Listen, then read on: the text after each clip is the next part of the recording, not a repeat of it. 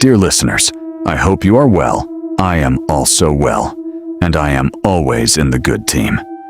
Listeners, if you like our videos, then like, comment, and share.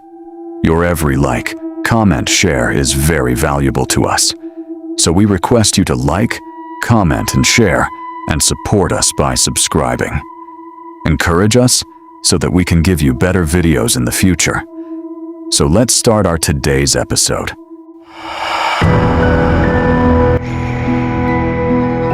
Two friends sat in the pitch darkness, their tired eyes fixed toward the young guava tree. Raindrops fell, making the leaves rustle, and in the sudden flash of lightning, the entire body of the tree was illuminated.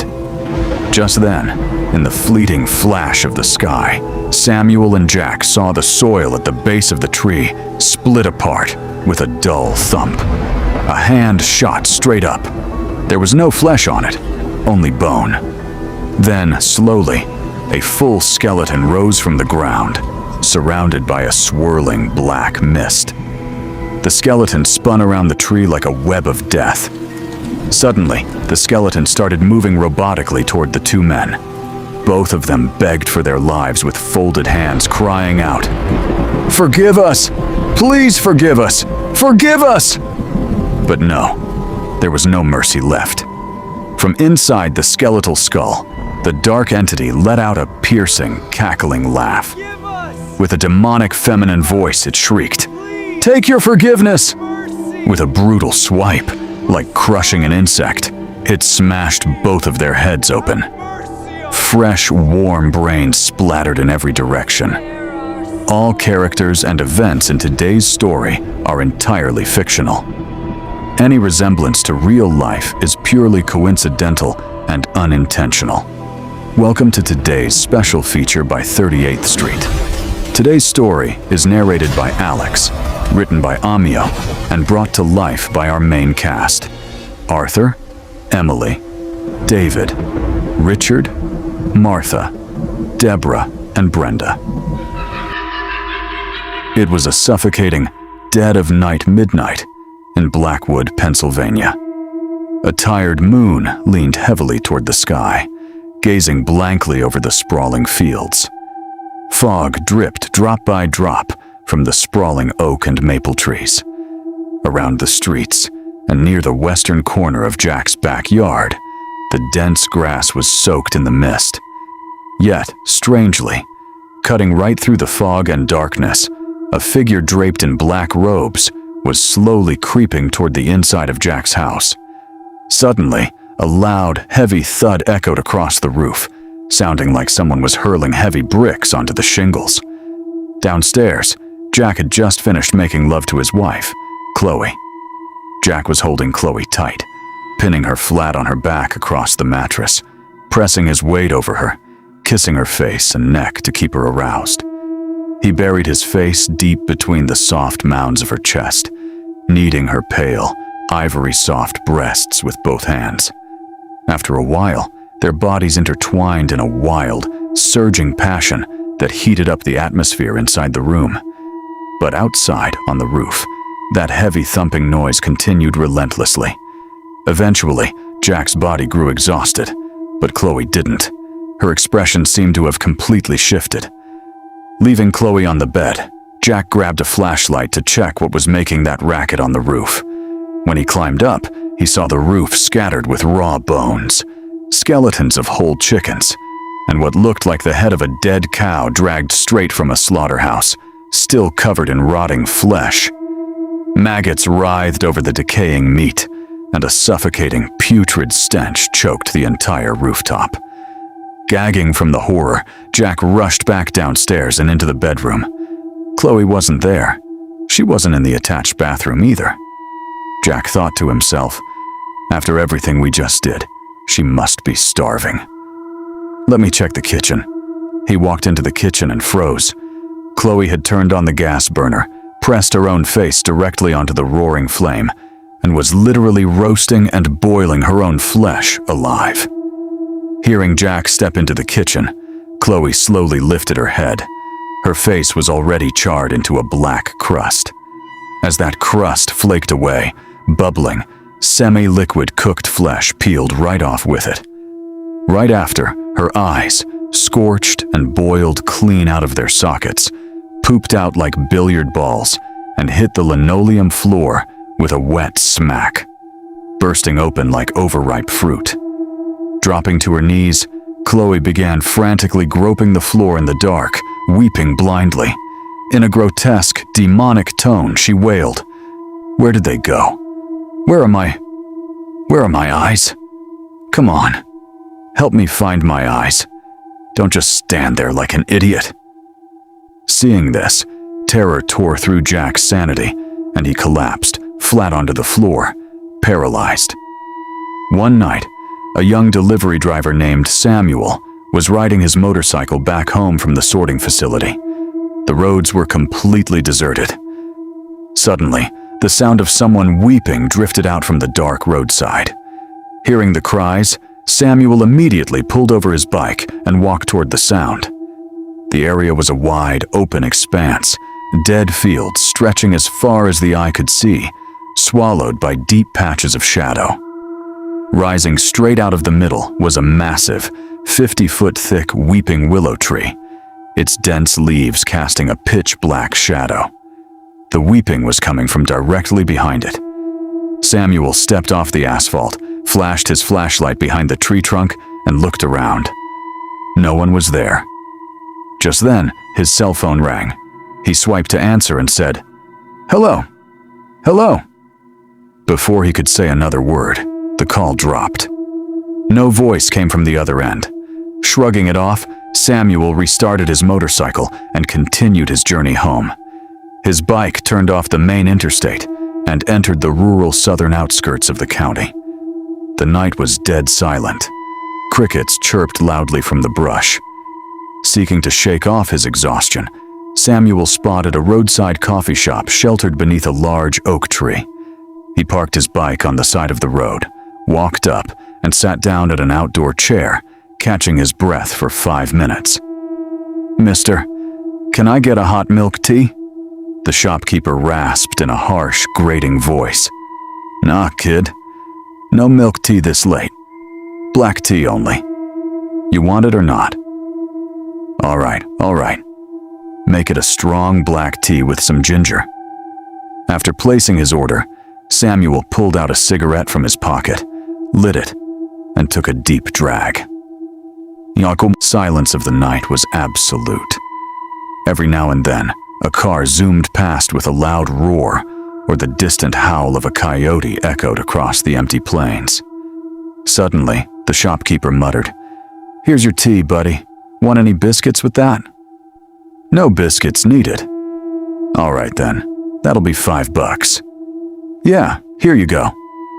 As Samuel reached to take a sip of his tea, his eyes drifted toward the shopkeeper's face.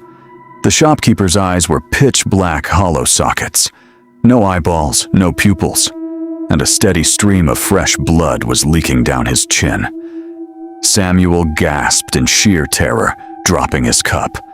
Before he could scream, his phone rang again. Taking a sip of the scalding tea to steady his nerves, he answered. A woman's voice whispered from the other side. "Hello, delivery guy." "Yeah. Did you call me earlier?" Yeah. Actually, I have a package for you. Once this is delivered, I can finally head home." "Great, come on over. I'm right at home." "All right. I'll be there in a couple of minutes." Hanging up, Samuel finished his tea, paid the bill, and kicked his bike back to life. But in the back of his mind, he couldn't shake the image of the shopkeeper's horrifying face. He'd made 22 deliveries today, and this last one was the final stop on his route. Working in this economy was brutal. Even an educated guy like him had to grind day and night just to survive, dragging a massive delivery bag from door to door. On top of that, he had a new wife waiting at home. He had to hustle. He had to make money. Arriving at the correct address, he stepped up to the porch and pressed the doorbell. The front door swung open, revealing a woman. The instant he looked at her, an unearthly chill shot through Samuel's entire body. Trembling, he stammered, Here's your package. That'll be $50. Yes, right here, the woman replied. She had chosen cash on delivery. With one hand, she snatched the package, and with the other, shoved the cash into his palm. Samuel turned tail and fled, gunning his motorcycle into a desperate sprint. The source of his terror? The face of the woman who had just opened the door was an exact, unmistakable match for someone Samuel knew personally. Except that woman was dead. That was why seeing her had completely broken his nerves. As he tore down the empty highway at breakneck speed, a low, guttural moan suddenly echoed from the delivery storage box strapped to the back of his bike. He whipped his head around to look. Sitting right there in the passenger seat behind him was a corpse wrapped in white burial shrouds, smelling of rotting flesh and grave dirt. A freezing, glacial draft washed over Samuel from head to toe. The corpse, sealed like an Egyptian mummy, let out a muffled, weeping wail. "You're leaving me behind all alone? I can't be by myself. I'm coming with you." Panic clawed at Samuel's throat. He knew he was carrying a delivery bag, but how on earth did a corpse end up strapped to the back? Without thinking, he slammed on the brakes, leaped off the bike, and bolted down the road. As he ran, his phone vibrated in his pocket. He yanked it out. It was a call from home, from his wife, Nora. He answered frantically. "Nora, what's wrong?" Nora's terrified voice sobbed through the speaker. "Samuel, when are you getting back? I'm so scared. Something supernatural is happening here. The lights and ceiling fans keep turning themselves off and on, and the bathroom faucet keeps turning itself on. No matter how many times I shut it off, it bursts back open. Someone is walking around on the roof. I can hear them clearly. Please hurry home, I'm so terrified." "Don't panic. I'm coming right now, just hold on." He hung up and spun around to look at his bike. The corpse that had been sitting behind him was gone. Samuel's mind raced. Was it all in my head? Did I imagine it? But I'm not that crazy. He started the bike again, racing through the suffocating darkness, howling wind and cricket cries, finally screeching to a halt outside his house. He pounded on the front door. To his surprise, the main door was unlocked. It swung wide open with a gentle push. Stepping inside, he found the entire house plunged into a suffocating, ink-black darkness. Switching on his phone's flashlight, he stepped forward, calling out, "Nora! Nora! Where are you? Why is it so dark in here?" No answer.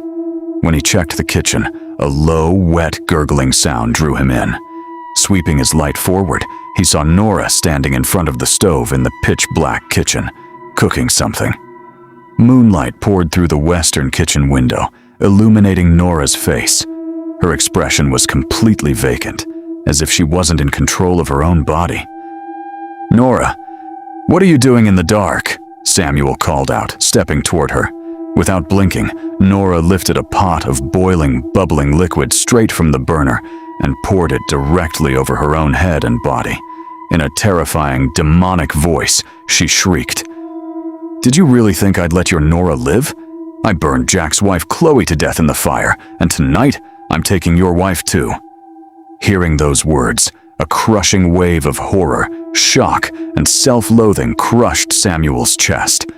He stood frozen as massive blisters rose across Nora's once beautiful face.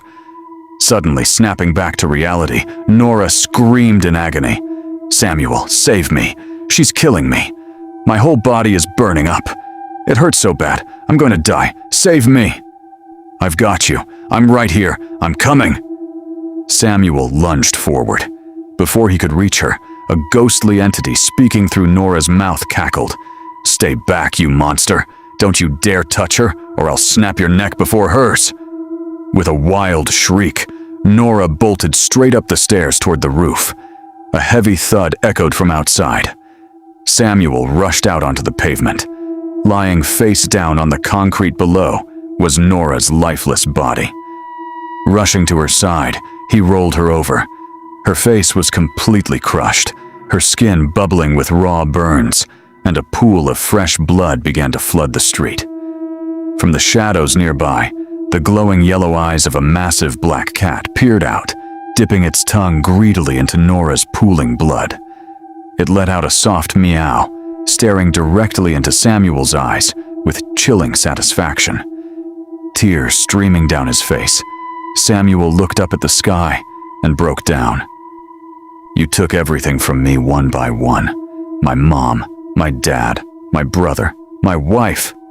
Why are you keeping me alive? Just tell me. Why won't you let me die? God, how much more punishment do I have to endure?" Weeks later, on a stormy evening, Jack showed up at Samuel's house. Pounding frantically on the door, Jack screamed, "Samuel, open the door!